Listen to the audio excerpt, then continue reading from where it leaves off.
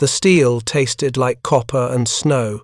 That's what Oberleutnant Friedrich Weber would remember years later, not the sound of the American tank's engine dying in the March cold, not the acrid smoke curling from its ruptured fuel lines, but the metallic taste that filled his mouth as he stood in the ruins of Paderborn, staring at something he'd been told didn't exist. It was March 23rd, 1945. The Reich had 43 days left to live, though Friedrich didn't know that yet. What he did know, what he could see with his own eyes through the grey drizzle of that morning, was that the Americans had brought something new to Germany, something his commanders had either never anticipated or had chosen not to mention in their increasingly frantic tactical briefings. The tank sat at an angle in the rubble of what had once been a warehouse, its right track blown off by a Teller mine hastily planted by retreating Volkssturm the night before. Smoke still rose from the commander's hatch.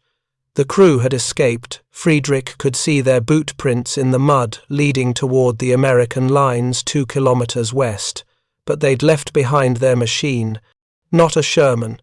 Friedrich had seen enough Shermans to recognize their silhouette in his sleep. This was something else entirely. If you're enjoying this deep dive into the story, hit the subscribe button and let us know in the comments from where in the world you are watching from today. Friedrich had been a tanker since Kursk. He commanded a Panzer IV at Prokhorovka, watched the Soviet 34s come at them in waves that seemed to have no end. He'd survived the withdrawal through Ukraine, the desperate fighting in Poland, and finally the collapse into Germany itself. He knew tanks the way a surgeon knows anatomy, every plate, every angle, every vulnerable seam where a shell might penetrate and turn a crew into red mist. But this machine confounded him. The Americans called it the M26 His intelligence briefing 3 weeks earlier had mentioned it only in passing a heavy tank, limited numbers, unlikely to affect the tactical situation. The briefing officer, a major who'd lost his left arm at Normandy, had seemed more concerned about air superiority and fuel shortages than any new American armor. Standing in the rain, Friedrich understood why the major had been wrong. The turret was massive, far larger than a Sherman's, housing what looked to be a 90mm gun. The hull sat low to the ground, sloped at aggressive angles that would deflect shells the way his own Panther's armor was designed to do. But it was the armor itself that made Friedrich's tactical mind race through calculations he didn't want to complete. He approached cautiously, his Walther pistol drawn more from habit than any real expectation of danger. Hauptmann Ostermann and 2 enlisted men from the recovery battalion followed at a distance, their faces showing the same mixture of curiosity and dread that Friedrich felt in his chest. The front glacis plate was intact despite the mine blast. Friedrich ran his hand across it, feeling where American machine gun fire had scarred the surface during some earlier engagement, long scrapes that had barely penetrated the finish. He'd seen Tiger tanks with thinner frontal armor. No, that wasn't quite right. He'd seen Tiger tanks with similar thickness, but not with this kind of slope, not angled to deflect like this. "Get me a measuring tape," Friedrich said quietly, "and find me the technical manuals from the Panther battalion, all of them." Hauptmann Ostermann stared at him. "Sir, we're supposed to demolish it. Orders came through an hour ago. I know what the orders say." Friedrich kept his voice level professional. "We have perhaps 2 hours before the Americans counterattack to recover this machine. I want to know what we're facing. Get me the manuals." What Friedrich Weber couldn't have known, standing in that ruined warehouse in the industrial heart of a dying Reich, was that he was looking at the culmination of 3 years of American industrial and tactical evolution, a machine that had arrived on European soil less than 3 months earlier, too late to change the war's outcome, but early enough to reveal something fundamental about the conflict's final chapter. The story of how that tank came to sit in the ruins of Paderborn, and what it revealed when German engineers finally had a chance to examine it closely, begins not in March of 1945, but in the summer of 1942, in the bureaucratic corridors of the United States Army Ordnance Department. In June of 1942, while Friedrich Weber was being taught how to command a Panzer IV at the training grounds near Potsdam, American tank designers were confronting an uncomfortable reality. The M4 Sherman, which had just begun rolling off production lines in quantities that would eventually reach nearly 50,000 units, was already becoming obsolete. The men in the Ordnance Department weren't naive. They'd studied the reports from North Africa, where early model Shermans were encountering German Panzer IIIs and IVs. They knew the Sherman had advantages: reliability, ease of production, a gyro-stabilized gun that could fire accurately on the move. But they also knew that tank warfare was entering a new phase, one where armor thickness and gun penetration were beginning to matter more than they had in the mobile campaigns of 1940 and 1941. The 20 program began quietly that summer. The goal was straightforward: design a tank that could replace the Sherman once the current crisis passed, something with heavier armor and a more powerful gun. The specifications called for a vehicle weighing around 30 tons, fast enough to exploit breakthroughs, but tough enough to stand up to the next generation of German tanks. But the 20 program existed in a bureaucratic and tactical environment that would ultimately delay it for 3 crucial years.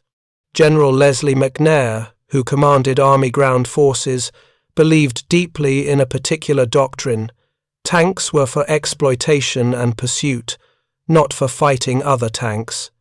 Enemy armor should be dealt with by tank destroyers, lightly armored, highly mobile vehicles with powerful guns. Tanks should focus on supporting infantry and exploiting breakthroughs. This doctrine made a certain kind of sense in 1942. It was economical. Tank destroyers were cheaper and faster to produce than heavy tanks. It was theoretically sound. Why waste industrial capacity building expensive tank versus tank platforms when you could build more Shermans and supplement them with specialized anti-tank vehicles? The problem was that the Germans hadn't read American doctrine manuals. In July of 1943, the Germans deployed the Panther tank at Kursk. Soviet after-action reports described a medium tank with a 75mm gun that could penetrate 34 armor at ranges exceeding 1,500 meters, protected by frontal armor that measured 80mm thick at an extreme slope. The Tiger I, already in service, mounted an 88mm gun in a hull with frontal armor exceeding 100mm. American intelligence officers read these reports with growing concern. The Sherman's 75mm gun could penetrate Panther armor only at close range, and only from the sides or rear. Frontally, the Panther was nearly immune to standard Sherman ammunition at combat ranges. The response from Army Ground Forces was to double down on the tank destroyer doctrine. If Shermans couldn't kill Panthers frontally, then Mountain and M26 tank destroyers would do it. Shermans should avoid tank versus tank combat when possible. But doctrine and reality don't always align on the battlefield. Tanks encounter tanks because both are trying to accomplish tactical objectives in the same terrain. You can't always avoid the fight. And when American tankers in Shermans met German tankers in Panthers during the fighting in Normandy in June of 1944, the results were predictable and brutal. Lieutenant Bill Harper, a Sherman tank commander with the 2nd Armored Division, described his first encounter with a Panther in the Norman hedgerows. "We came around a corner in this sunken lane, maybe 50 yards visibility, and there it was. We got off 3 shots, all hit, all bounced. He fired once, killed my gunner and loader, set us on fire. We bailed out. The war lasted another year for me, but I knew right then that someone had lied to us about what our tank could do. Harper survived. Many didn't. In the 9 weeks of fighting in Normandy, American armored divisions lost tanks at rates that shocked even veteran commanders. The 2nd Armored Division went through more Shermans in 2 months of combat than it had in the entire North African and Sicilian campaigns combined. The problem wasn't American tankers' courage or skill. It was simple physics. A Sherman weighed 33 tons and had frontal armor ranging from 50 to 76 millimeters thick. A Panther weighed 45 tons and had frontal armor of 80 millimeters at a 60-degree slope, which provided protection equivalent to 140 millimeters of vertical armor.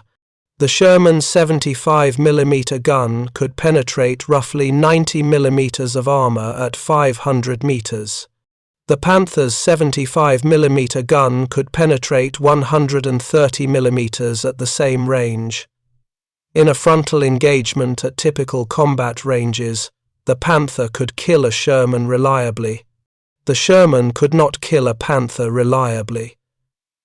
This asymmetry shaped tactics, morale, and casualty rates throughout the campaign in Northwest Europe.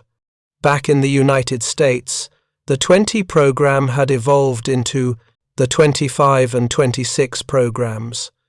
The 26, which would eventually become the M26 Pershing, featured a 90 millimeter gun in a large cast turret mounted on a hull with 102 millimeters of frontal armor at a 46-degree slope.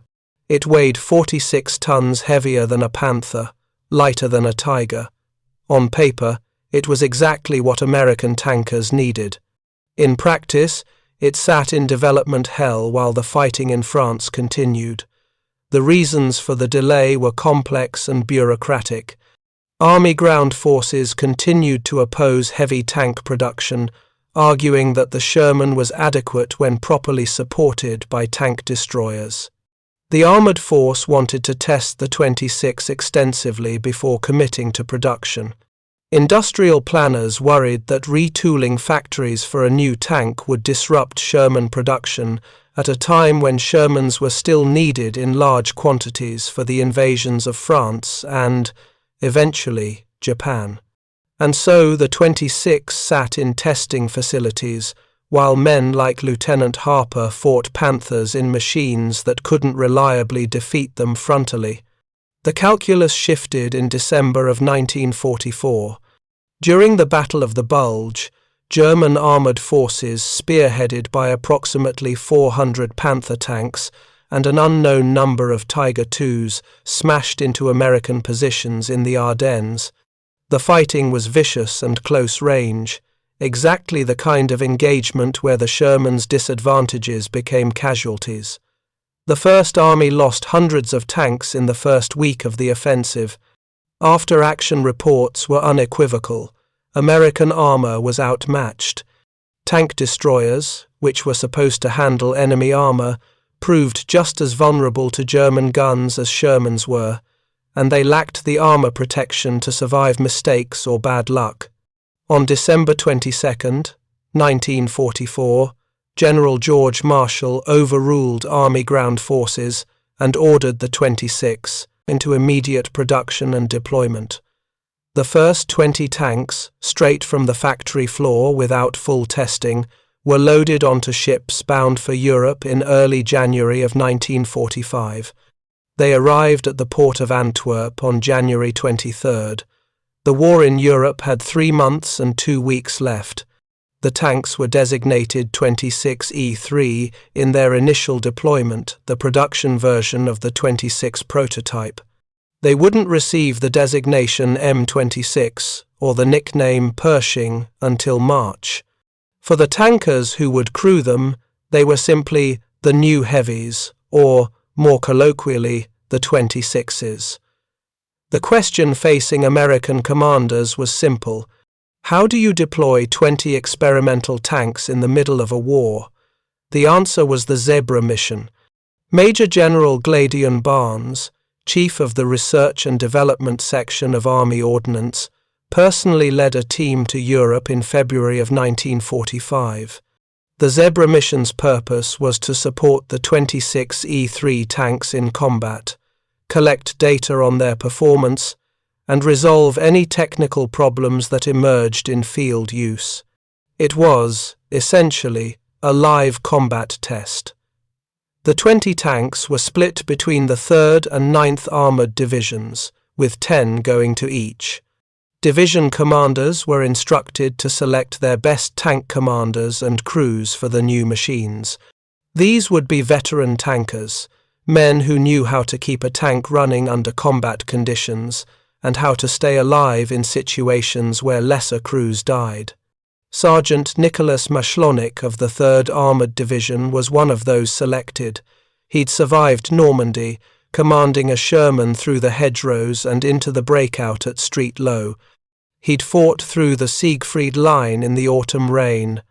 By February of 1945, he'd destroyed 14 German tanks, Panthers, Panzer IVs, 1 Tiger, and had been knocked out of 3 different Shermans. When they showed him the 26E3 at the maintenance depot near Aachen, his first thought was, "About goddamn time." The training was brief, 1 week. The controls were similar enough to a Sherman's that experienced crews could adapt quickly. The main differences were the transmission, which was more complex, and the 90mm gun, which had more recoil and a different ballistic profile than the 75mm gun they were used to. Mashlonik's crew fired 28 practice rounds to familiarize themselves with the gun's characteristics. Then they drove the tank to the front lines and waited for orders to advance. The first combat action involving a 26E3 occurred on February 25, 1945, near the village of Elsdorf in the Rhineland. A German counterattack, led by 4 Tiger tanks and 2 Panzer IVs, ran into Task Force Lovelady of the 3rd Armoured Division. Mashlonik's tank, designated number 40, was positioned on a slight rise overlooking the road the Germans would have to use. When the lead Tiger appeared at approximately 1400 hours, Mashlonik's gunner engaged at 1000 yards, while the tank was moving a capability the gyro stabilizer made possible. 4 shots. All hits. The Tiger stopped, began to reverse, hit a debris pile, and was immobilized. The crew bailed out. Mashlonik's after-action report was terse. Engaged Tiger at 1000 yards. Penetrated frontal armor. Target immobilized. But in letters home and in conversations with other tankers, he was more expansive. The 90mm gun could do what the 75 couldn't punch through heavy German armor at ranges where the Sherman had been helpless. That same day, another 26E3, nicknamed Fireball, ran into a Tiger in the village itself. The engagement was close, less than 100 yards, and the Tiger got off 3 shots first. 2 hit the turret, 1 penetrated the coaxial machine gun port. The gunner and loader were killed instantly. But the tank didn't explode. The hull armor held. The crew bailed out. The Tiger withdrew, and American recovery teams salvaged the tank. Within 48 hours, Fireball was repaired and returned to combat. For the German tankers on the other side of these engagements, the appearance of the 26E3 was deeply unsettling. They'd spent 2 years with a significant technological advantage. Now that advantage is gone. Lieutenant Gustav Schäfer, a Panzer IV commander who survived the war and was interviewed decades later, remembered his first encounter with what he assumed was a new American tank. "We saw it from perhaps 800 meters. It looked heavier than a Sherman, lower profile. My gunner fired, hit the front slope. The shell deflected. I knew then that this was something different."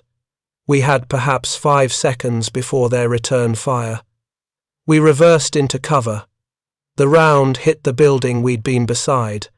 The entire wall came down. But these encounters were scattered, brief. The 26 E3 tanks were too few and too late to influence the campaign's outcome. By March of 1945, Germany was collapsing.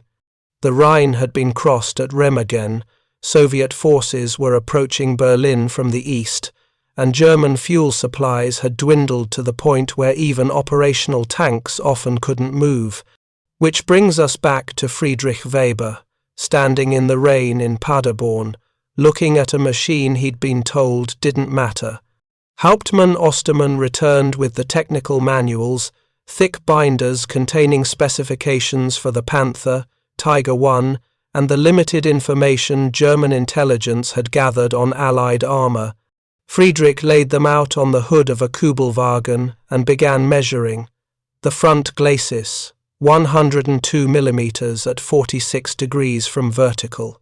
He did the trigonometric calculation in his head, effective thickness of approximately 100 and a, 45 mm against a perpendicular shot. That was better than a Panther. Not as good as a Tiger's frontal plate, but the slope made deflection more likely. The turret front, 114 mm, slightly curved. Again, comparable to a Panther's turret, perhaps slightly better. The gun, 90 mm, roughly 60 calibers long based on visual measurement. He couldn't determine the exact ballistics without examining the ammunition, but if it performed comparably to the German 88 mm gun, and he had every reason to believe it did, given what Lieutenant Schaefer had reported, then this machine could engage any German tank at standard combat ranges with reasonable expectation of penetration. Friedrich walked around the disabled tank slowly, making notes. The suspension was torsion bar, similar to what the Panther used. The track was wide, distributing weight efficiently, important for mobility on soft ground. The engine compartment, visible through the damaged rear deck, showed signs of a gasoline engine rather than diesel, which meant the Americans still hadn't solved the fire risk that made Shermans notorious for burning when penetrated. But that was a minor flaw in what was otherwise a very capable design. One of the enlisted men, a former automotive mechanic from Stuttgart, had climbed partway into the turret through the commander's hatch. "Sir," he called down, "the gun sight has ranging marks out to 3,000 meters. And there's something else, come look at this." Friedrich climbed up, squeezing through the hatch into the turret interior. The smell hit him first: American cigarettes, gun oil, and something sweet he couldn't identify. The turret was spacious compared to a Panzer IV's, with enough room for the loader to work efficiently even when the gun was depressed. The mechanic pointed to a mechanism mounted on the gun. "Hydraulic traverse, sir. And I think, yes, it's a power rammer for the shells. They can load and fire much faster than we can manually." Friedrich examined the system. The implications were tactical and immediate. A faster-firing gun meant more shots in a critical engagement window. Combined with the stabilizer system he'd noticed earlier, American tanks had been using them since the Sherman. This machine could engage targets accurately while moving, something German tanks still couldn't do reliably. He backed out of the turret and dropped to the ground, his mind assembling a picture he didn't particularly want to see completed. The Americans had built a tank that combined the Panther's armor scheme with mechanical sophistication Germany could no longer match. They'd done it late, too late to change this war's outcome, but they'd done it, and if they could build one, they could build thousands. That was what American industrial capacity meant. Friedrich looked at his watch. They'd been examining the tank for 90 minutes. The standing order was to demolish any captured Allied equipment to prevent its recapture. But standing orders came from a high command that seemed increasingly disconnected from reality on the ground. "Photograph everything," Friedrich said. "Every angle, every measurement I've marked. Hauptmann Ostermann, can you get these to Division Intelligence before we withdraw?" "I can try, sir. But I should tell you the division headquarters pulled back to Bielefeld last night. I'm not sure where the corps is anymore." Friedrich nodded. He'd expected as much. The German command structure was fragmenting as the front collapsed. Intelligence reports would probably end up in a filing cabinet somewhere, unread and irrelevant. "Do what you can," he said. "At minimum, get them to someone who'll understand what they're seeing."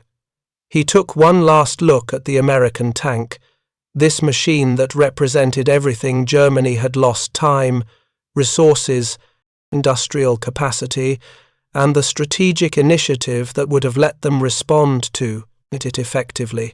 Then he nodded to the demolition team. 20 minutes later, thermite charges gutted the tank's interior, melting the gun breech and control systems into slag. By the time American forces reoccupied Paderborn 2 days later, there was nothing left to recover but a burned-out hull. But Friedrich's photographs and measurements did reach German intelligence, or what remained of it.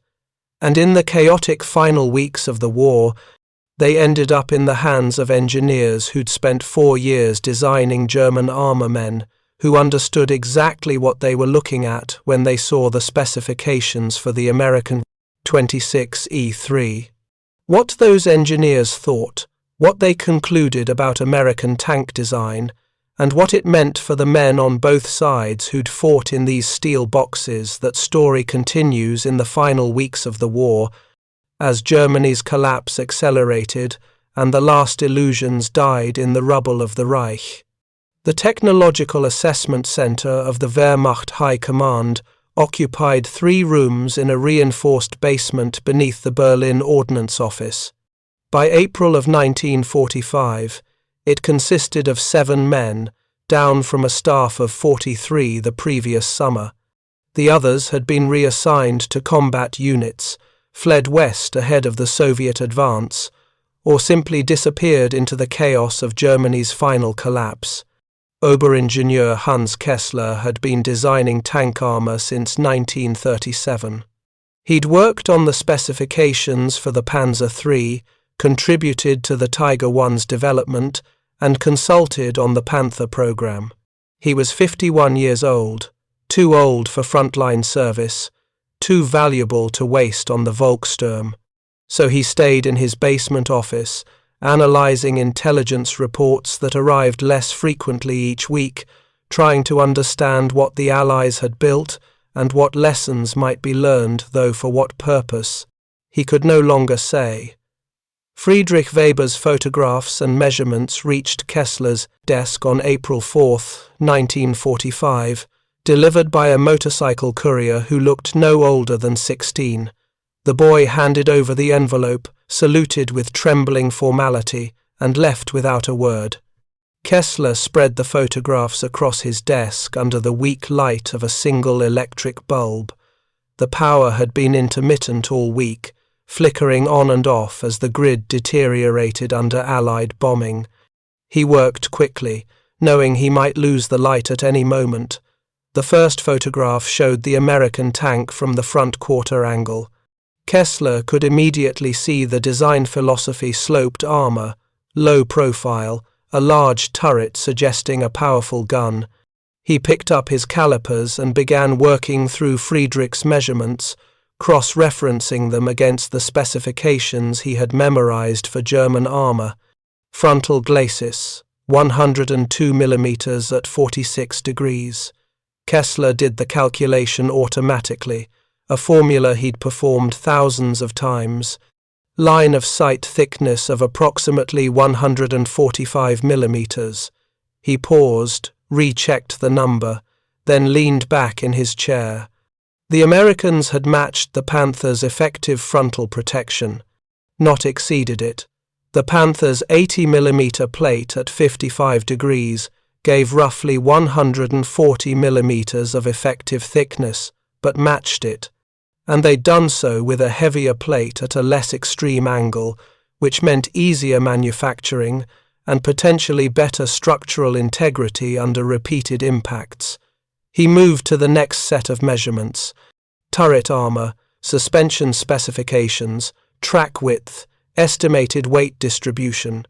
Each number told part of a larger story, and Kessler had spent enough years designing armor to read that story fluently. What struck him most wasn't any single specification. German engineering could have matched or exceeded any individual element of this design. The Tiger II's frontal armor was significantly thicker. The Panther's gun had comparable penetration to what this 90mm weapon likely achieved. German optics were arguably superior, but that wasn't the point. The point was integration. The Americans had built a tank that combined good enough armor with good enough firepower, with good enough mobility, wrapped in a package that their industry could produce in quantity. It wasn't the best heavy tank in the world. That distinction probably belonged to the Tiger II, but it didn't need to be. It just needed to be good enough to fight Panthers and Tigers on relatively equal terms, while being simple enough to manufacture at scale and reliable enough to keep running under combat conditions. Kessler picked up his pen and began writing his assessment. The electric light flickered once, held, then stabilized. The American heavy tank 26E3 represents a pragmatic approach to armored vehicle design, he wrote. The vehicle achieves protection comparable to our Panther medium tank through conventional sloped armor rather than extreme thickness. The reported 90mm gun likely provides penetration sufficient to defeat Panther frontal armor at combat ranges, and certainly sufficient to defeat Panzer IV and earlier models. He paused, considering his next words carefully. Reports went up through channels. Even now, someone might actually read this. The significance of this vehicle lies not in its technical superiority, which is marginal at best, but in what it represents about Allied industrial and tactical thinking. The Americans have spent 3 years studying German armor development and have produced a response that matches our capabilities while remaining within their manufacturing limitations. They have not attempted to exceed our heaviest tanks, but rather to achieve parity at a production scale we can no longer match. Another pause. The implications were clear enough that stating them explicitly seemed almost cruel. If you find this story engaging, please take a moment to subscribe and enable notifications. It helps us continue producing in-depth content like this.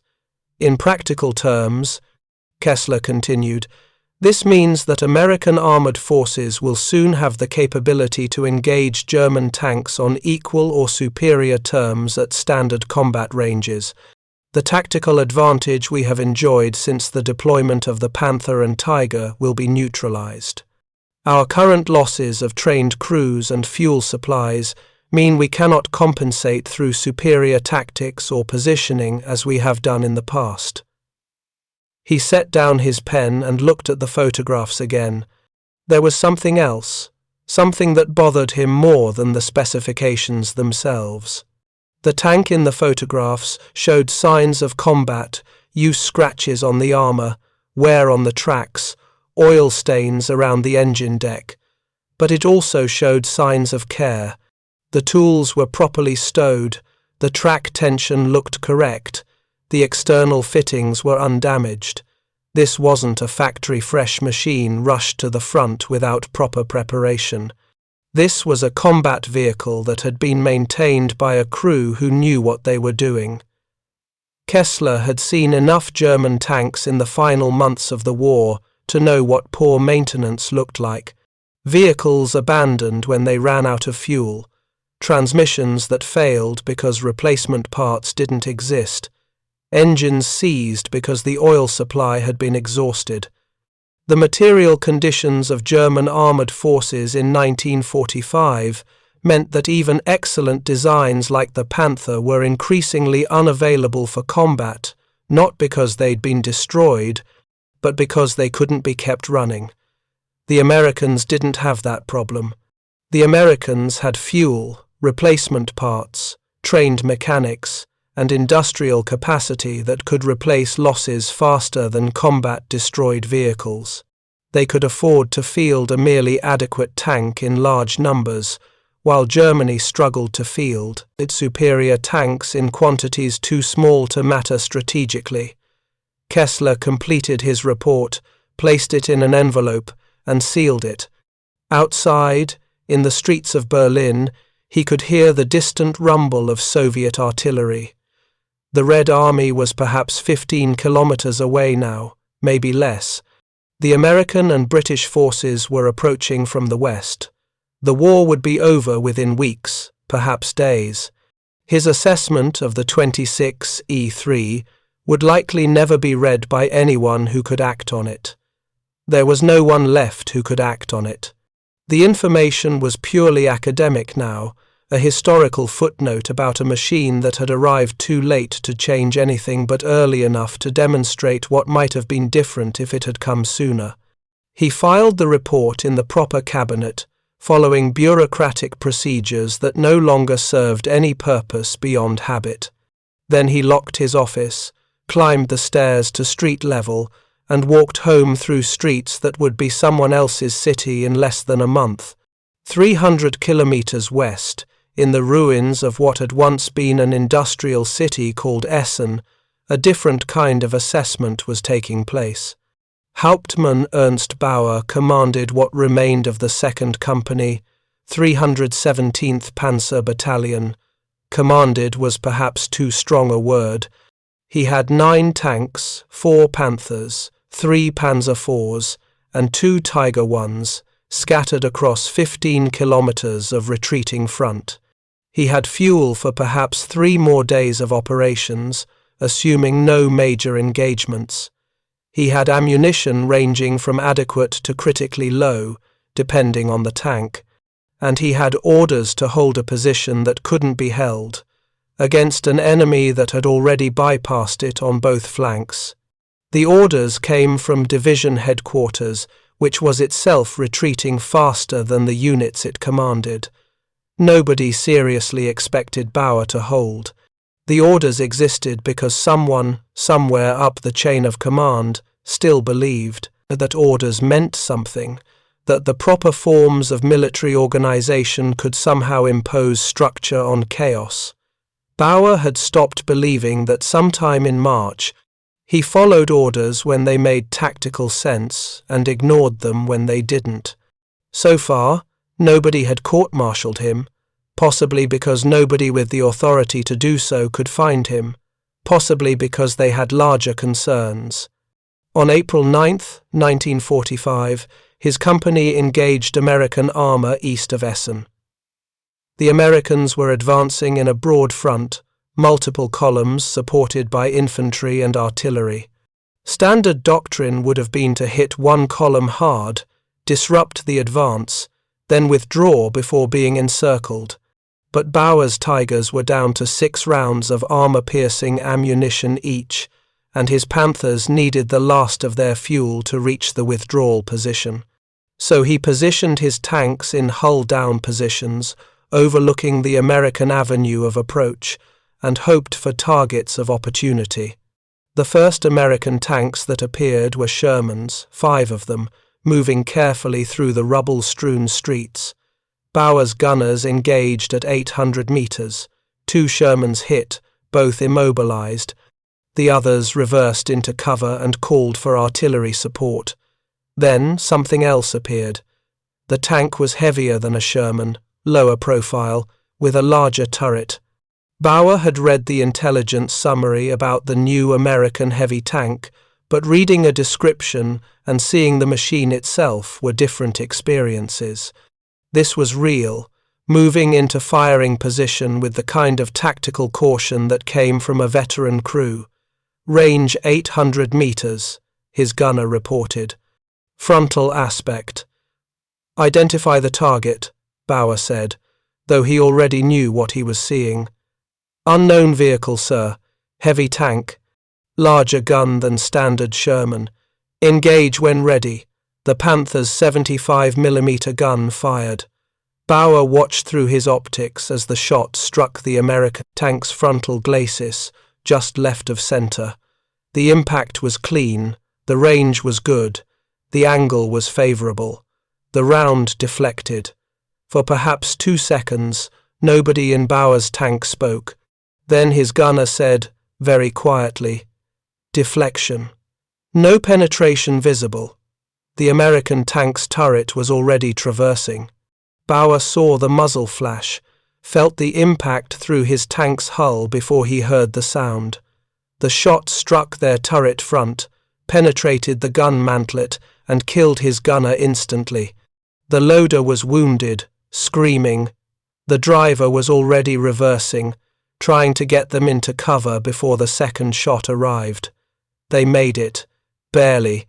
The American tank fired again, the round passing close enough that Bauer felt the concussion.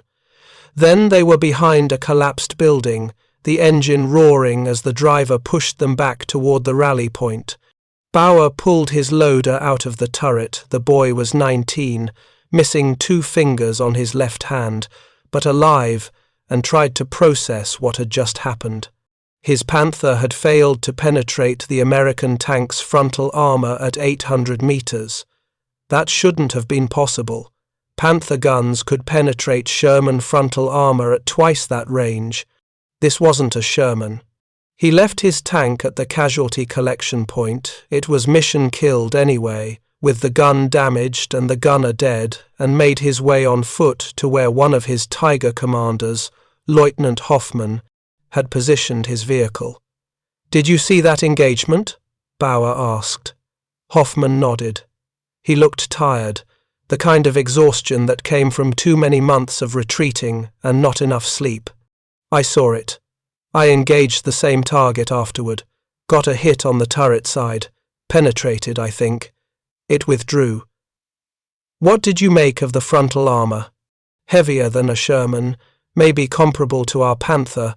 The slope is aggressive, maybe 45 degrees or more. Good design for deflection." Hoffman paused, then added, "They're learning from us." That was the thing that bothered Bauer most. For 2 years, German armor had maintained a technological edge. Panthers and Tigers could engage Allied tanks at ranges where return fire was ineffective. German optics were superior, German guns hit harder, German armor was thicker. Tactics and crew training could overcome some of that advantage, but physics provided a foundation that tactics couldn't fully compensate for. Now that foundation was cracking. The Americans had built a tank that could fight Panthers on relatively equal terms. It might not be superior. Hoffman's successful hit suggested the vehicle had vulnerabilities, but it was adequate. And adequate was enough when you had thousands of them, and the other side had dozens. "How many do you think they have?" Hoffman asked. Bauer had been wondering the same thing. "Intelligence says limited numbers, a few dozen, maybe 100 total in Europe." "And how many Panthers do we have left in this entire army group?" Bauer didn't answer. They both knew the number was fewer than 100, and dropping daily. Fuel shortages immobilized tanks as effectively as enemy fire. Lack of spare parts turned mechanical failures into permanent losses. Even when German tanks survived combat, they often couldn't continue operating. "It doesn't matter anymore," Bauer said finally. "Whether they have 100 or 1,000, whether their new tank is better than ours or just adequate, we've lost. The question is just how long it takes to become official." Hoffman looked at him for a long moment, then nodded. "Then why are we still fighting?" "Because that's what soldiers do. We follow orders until someone tells us to stop." Bauer checked his watch. "You should pull back to the secondary position before they bring up artillery. I'll report the engagement to the battalion." He never made it to battalion headquarters. The headquarters had been displaced again. this time without bothering to inform subordinate units of the new location. Bauer spent 3 hours trying to find anyone in the command structure who could tell him where his company was supposed to go next. He never found them. By the time he made contact with another German unit, an infantry company that had somehow maintained cohesion through the retreat, American forces had advanced past his last known position. His remaining tanks had withdrawn independently, following their own judgment about where the German lines were. Bauer spent the rest of the war as an infantry officer, commanding men he'd never met before, defending positions that didn't matter, following the rituals of military structure, because the alternative was to admit that it had all become meaningless. Years later, interviewed by a historian researching German tank operations in 1945, Bauer would describe that engagement with the American heavy tank as the moment he understood the war was truly over. "It wasn't the most important battle," he said. "We'd lost more significant engagements before, but it was the moment I realized they'd caught up. They'd learned from us, built something that could match our best equipment, and they had the industrial power to produce it in quantities we couldn't counter. Everything after that was just momentum.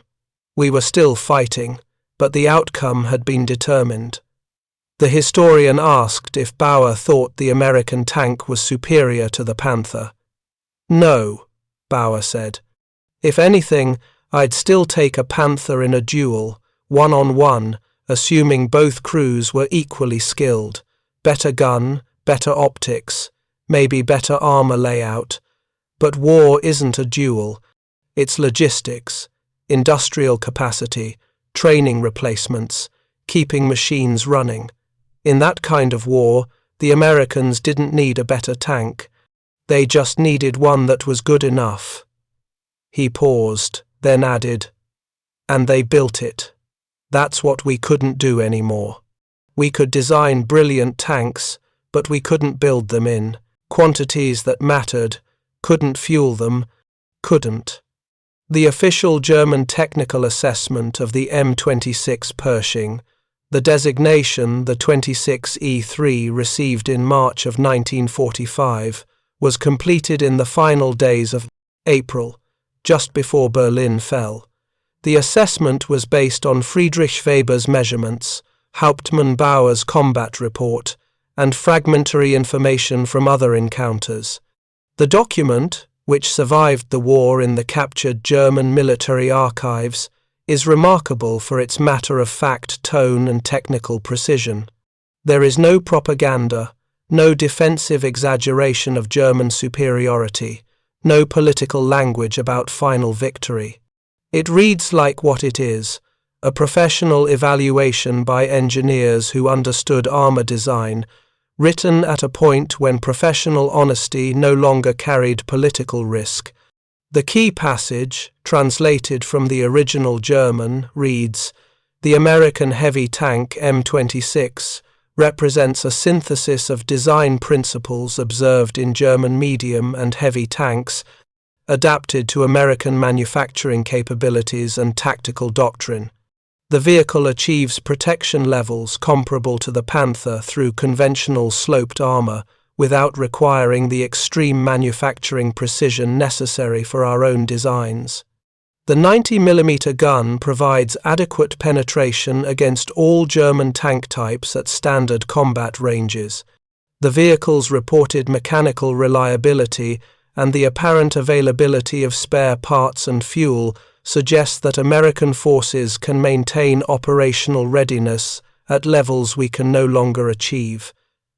The assessment then included a section titled Comparative Analysis, which directly addressed the question of whether German armor designers could have or should have built something similar.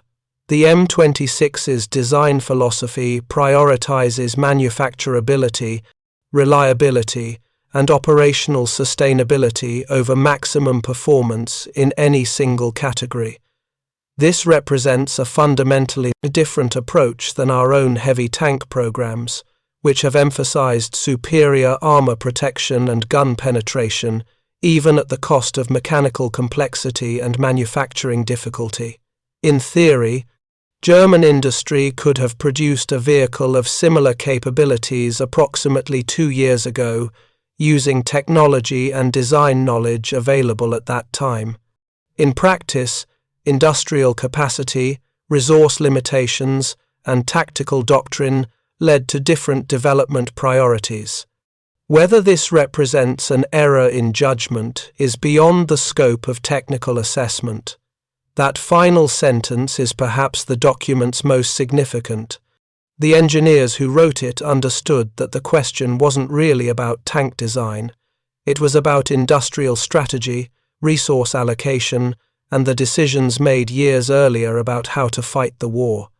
Answering that question honestly would have required acknowledging that Germany's approach to tank development, building increasingly heavy, complex, and powerful vehicles in limited numbers, had been a strategic dead end once industrial capacity became the limiting factor. But the engineers didn't write that. They stuck to technical assessment, described what the Americans had built, and left the larger implications unstated. The document was filed in the Ordnance Office archives on April 28, 1945. 2 days later, Soviet forces reached the Reichstag. Within a week, Germany surrendered. The assessment was discovered by Allied intelligence teams in June of 1945, translated, and filed in the records of the United States Army's Foreign Military Studies program. It remained classified until 1953, not because it contained sensitive information, but because nobody bothered to declassify it. When it finally became public, it was of interest primarily to military historians studying the final months of the war. But for the men who had fought in tanks on both sides, the document's conclusions weren't revelations. They'd learned the same lessons in combat, in engagements where the difference between adequate and superior armor meant survival or death. Sergeant Nicholas Mashlonik commanded his M26 Pershing through the final weeks of the war, from the Rhine crossing through the advance into central Germany. His tank, still designated number 40, survived without serious damage, though they took hits on 3 separate occasions. The armor held, the crew stayed alive. In late April, his unit was advancing through the remains of a German industrial city when they came across an abandoned Panther tank. The vehicle was intact, track tension correct, tools properly stowed, but the fuel tanks were empty and the crew was gone.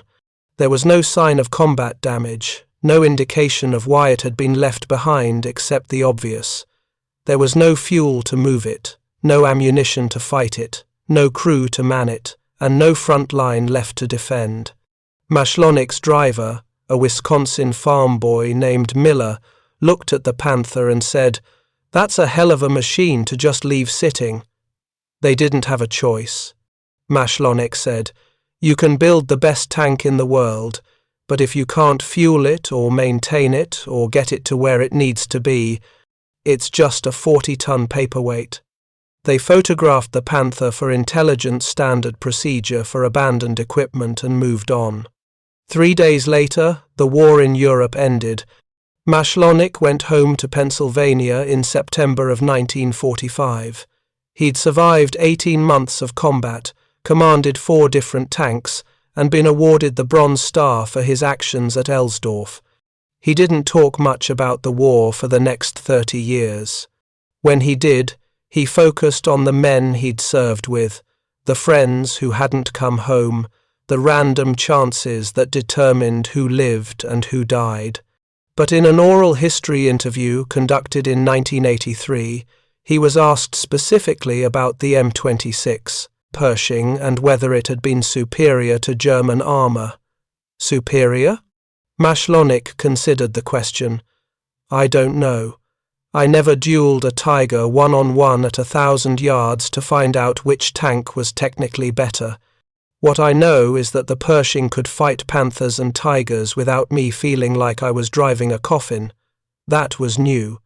In a Sherman, you knew that if you met a panther head-on, you were probably dead unless you got very lucky or very clever. In Pershing, it was a fair fight. Maybe they had some advantages, maybe we did, but it was fair.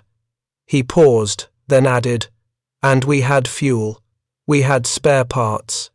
We had air support and artillery support and a supply line that actually worked. They didn't.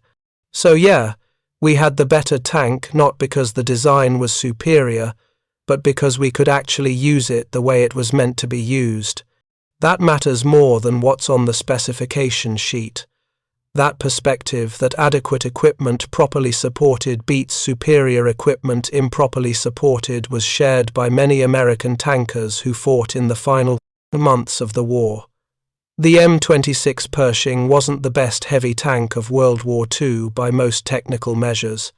The German Tiger II probably deserved that distinction, with its massive 180mm frontal armour and powerful 88mm gun. But the Tiger II was also 40 tons heavier than the Pershing, required perfect maintenance to remain operational, consumed fuel at rates that German logistics couldn't support by 1945, and was produced in numbers fewer than 500 total that were tactically irrelevant by the time American forces crossed into Germany. The Pershing, by contrast, was built in quantities that allowed it to be deployed widely, more than 2,000 by war's end, used fuel that was available. It could be maintained by trained mechanics using parts that existed and performed adequately in the role it was designed for, fighting German heavy armour on relatively equal terms. In the calculus of war, adequate and available beats superior and scarce. Friedrich Weber survived the war. His unit surrendered to American forces in late April, and he spent 18 months in a POW camp in France before being repatriated to Germany in late 1946. He returned to a country that no longer existed in the form he'd known, occupied by the same armies he'd fought against, divided into zones of control that would eventually become separate nations. He never went back to military service. He worked as a technical translator for a machinery company in Hamburg, married, raised 2 children, and lived quietly through the Cold War years. He died in 1992, a few months after Germany's reunification. But before he died, he was interviewed by a researcher studying late-war German armoured operations. The researcher asked about his examination of the captured American tank in Paderborn and what he'd concluded from the measurements he'd taken. Weber's answer was careful, precise, the response of a man who'd spent decades thinking about what he'd seen. What I concluded was that the Americans had learned from us.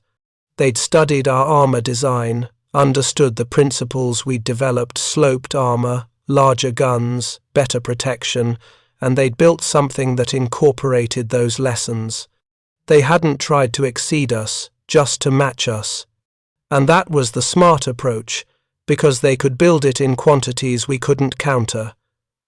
The researcher pressed, "Did Weber think German engineers could have built something similar?" "Of course," Weber said. "We had the technical knowledge. We understood the principles. But understanding isn't the same as implementing. We made different choices, prioritized different capabilities. We built Tigers and Panthers and King Tigers, magnificent machines, truly superior in many respects, but we built them in numbers that couldn't compensate for everything else we were losing." He paused, then added something that the researcher would quote extensively in the final published study. "The American tank I examined in Paderborn wasn't better than our best tanks, but it didn't need to be. It just needed to be good enough, and to exist in quantities that mattered. That's what we never managed to achieve. We built masterpieces. They built tools. In 1945, Tools were what won wars. That distinction between masterpieces and tools, between technical superiority and practical adequacy, captures something essential about how World War II ended. Germany's tank designers created vehicles that were, in many respects, the most advanced armoured fighting vehicles of their era. They pushed the boundaries of armour protection, gun performance, and tactical capability, but they did so in an industrial and strategic context, where those achievements couldn't be sustained.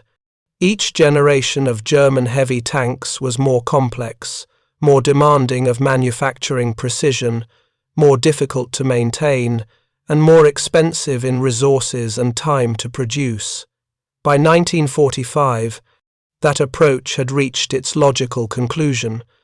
German armoured forces had access to some of the best tanks ever built, but in quantities too small to affect the war's outcome, supported by logistics that couldn't keep them running. The Americans, by contrast, had spent 3 years building Sherman's adequate tanks that could be produced by the tens of thousands, maintained by moderately trained mechanics, and supplied by logistics networks that worked.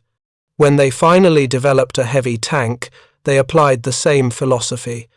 Build something adequate, make it reliable, produce it in quantity, and support it properly. The result was the M26 Pershing, a tank that German engineers could analyze with professional respect, but without any sense that it represented a capability they couldn't have matched, given different strategic circumstances. What they couldn't match, by April of 1945, was everything else: the fuel, the parts, the trained crews, the air superiority, the functioning supply lines, the industrial capacity, and the time that would have been required to rebuild what had been lost. The story of the Pershing, and of the German response to it, is ultimately a story about the difference between technical capability and strategic sustainability.